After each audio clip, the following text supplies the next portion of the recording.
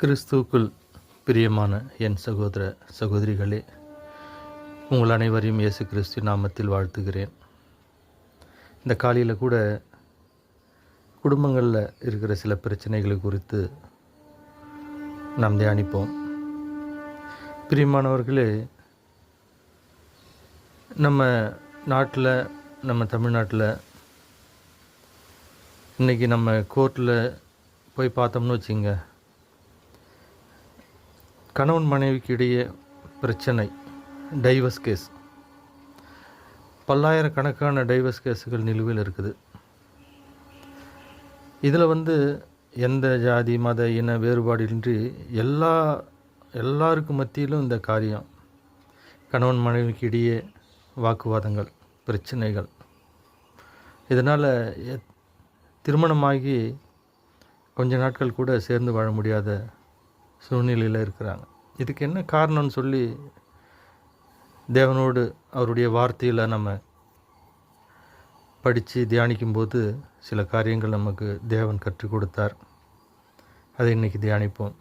மத்தேயு அதிகாரம் 19 வசனங்கள் 3-6 முடிய நம்ம படித்து பார்க்கும்போது, இந்த பரிசேயர் என்று சொல்லப்பட்ட அவர்கள் இயேசு கிறிஸ்துவோடு சில காரியங்களை பேசுகிறாங்க. அதில் அவரை சோதிக்க வேண்டும் என்று சில காரியங்களை கேட்குறாங்க.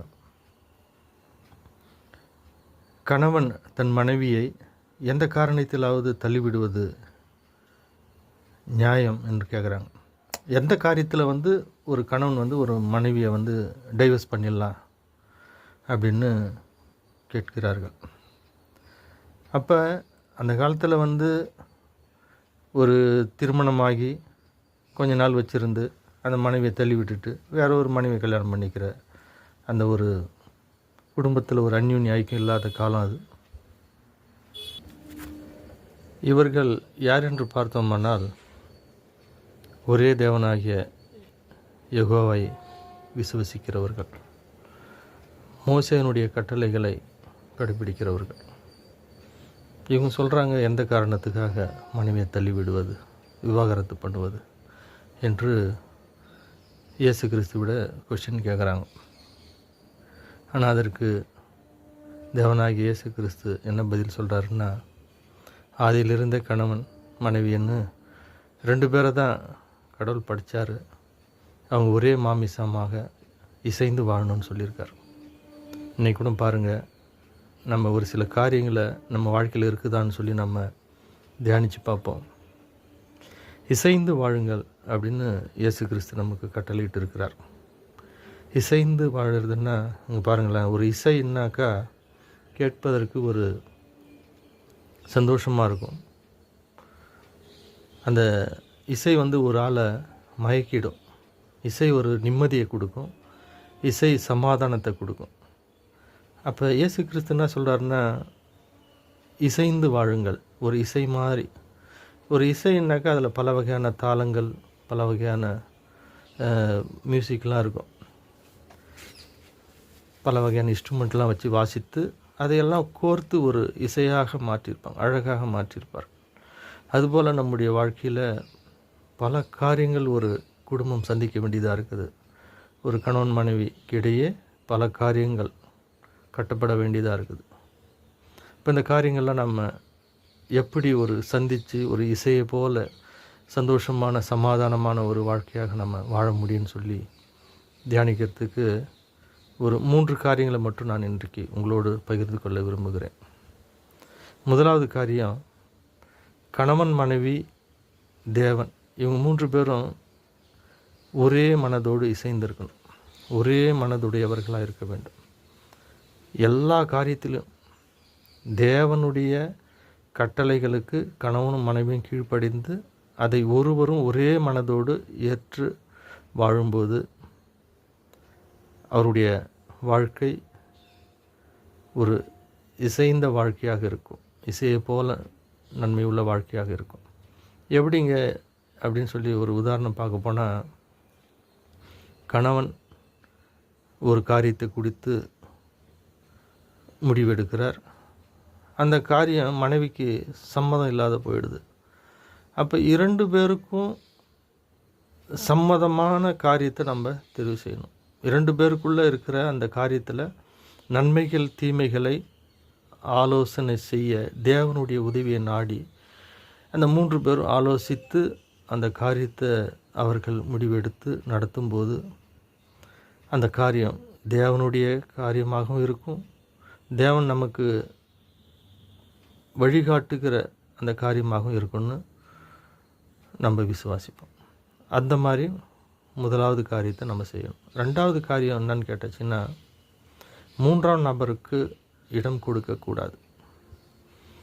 ஒரு குடும்பத்தில் கணவனுடைய தாய் தகப்பன் ஆகட்டும் அல்லது மனைவியோட தாய் தகப்பன் ஆகட்டும், இவர்கள் இருவரும் குடும்பம் செய்யும்போது அவர்கள் யாருமே இதில் உள்ளே வருவதற்கு நாம் இடம் கொடுக்கக்கூடாது. நம்முடைய ஒரு பர்சனலாக ஒரு குடும்பத்தை பற்றிய ஒரு முடிவு எடுக்கணும், ஒரு காரியத்தை தீர்மானிக்கணும். சில ஆலோசனைகள் அங்கே கேட்டுக்கலாம்.